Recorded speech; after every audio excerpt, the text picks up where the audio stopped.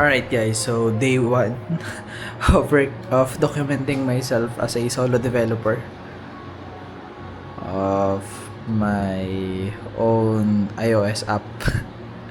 So I would like to start this series para syempre ma-record ko yung journey ko dito sa moment na to ng buhay ko kasi alam mo yan guys, alam niyo yan, nasa moment ako ngayon na gusto kong gawin yung uh, isang bagay na gusto ko talaga, and doing this will require me a lot of time, a lot of effort, which might affect my current work, which is currently I'm a social media manager and I'm handling multiple clients or multiple brands right now, which means adding this app development or creating my own brand, creating my own project will really require a lot of time and effort, and I need to sacrifice something. So nandito ako sa point na gusto kong i-pursue yung something na gusto ko para sa sarili ko and sa career ko, kasi I believe and I really think that I have something more to offer, or mas alam mo yun, may nafe-feel ako sa sarili ko na parang kailangan kong umalis sa comfort zone na kung nasan ako ngayon, and that comfort, that moving out, or that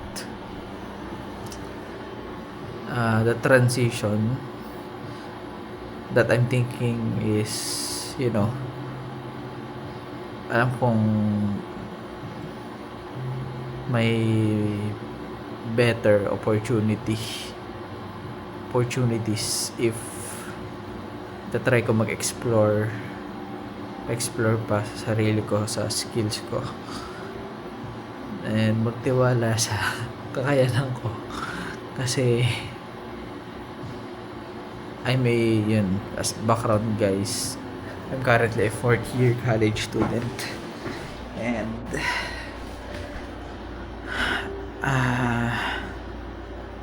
I'm a computer science student, so I have a background in software engineering, and yun talaga yung hobby ko, yung gumawa ng mga bagay or gumawa ng mga application, websites that will help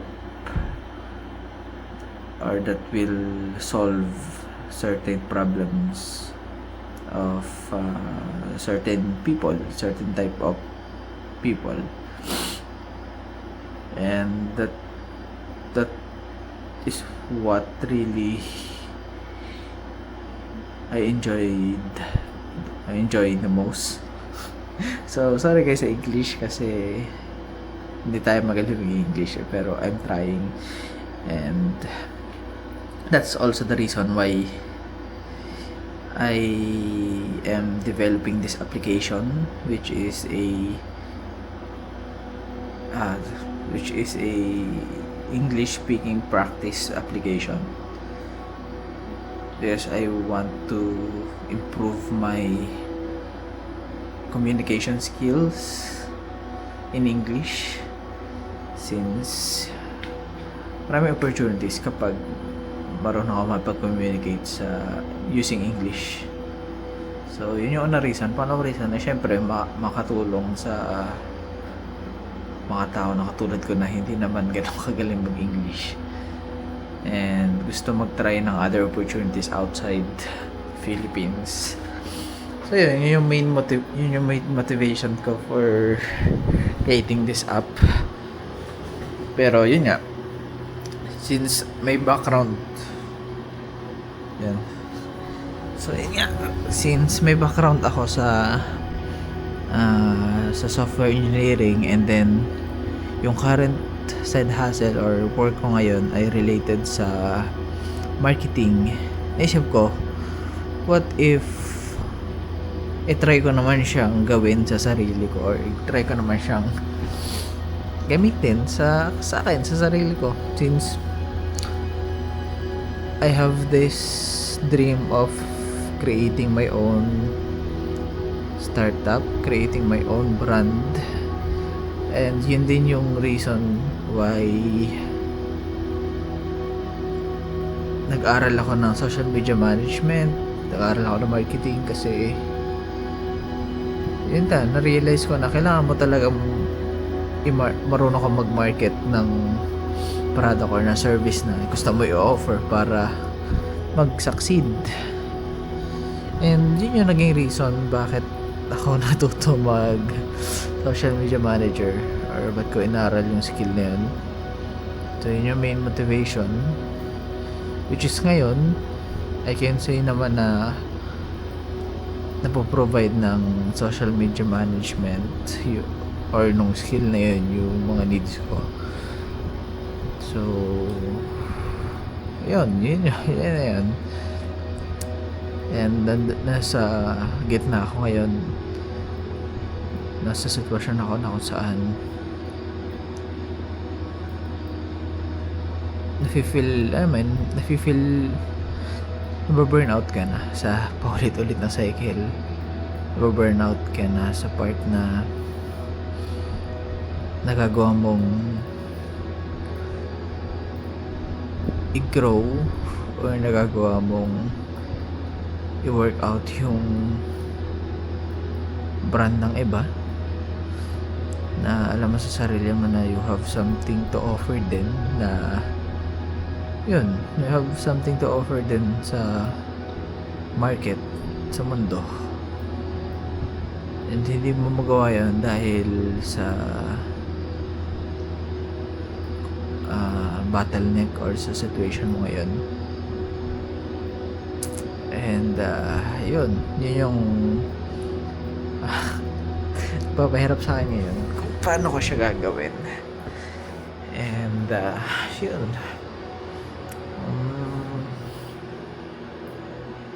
so siguro ito yung first episode natin.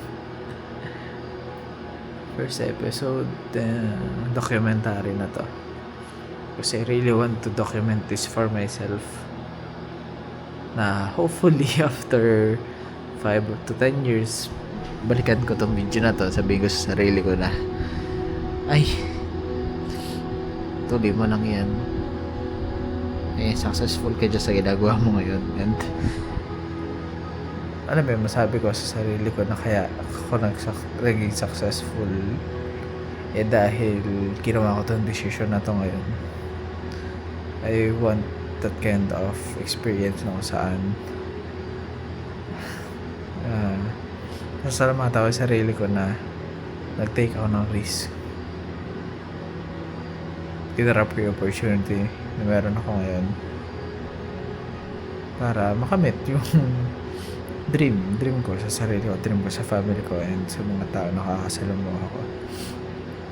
And yun na naman, konting drama lang tayo to, kasi hindi ko alam kung paano ko express to na feel ko right now. And yeah, gusto kong makita talaga if ano yung magiging result nito, kasi at the end of the day